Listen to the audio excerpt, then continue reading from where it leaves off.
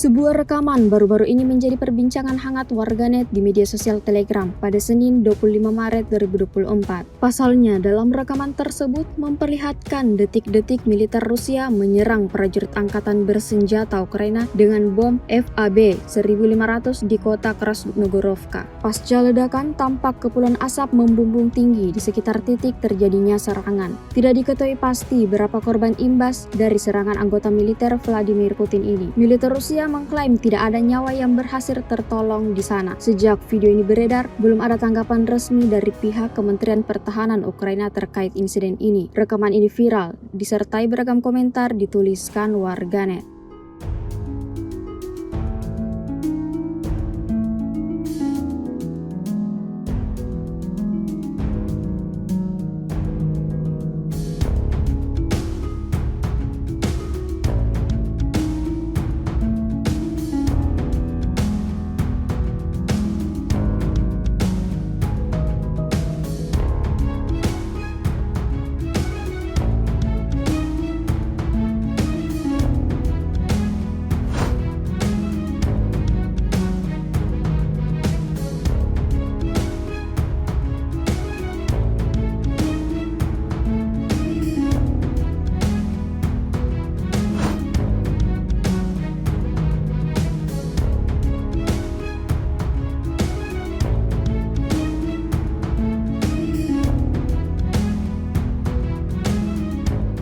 Download Tribun X sekarang, menghadirkan lokal menjadi Indonesia.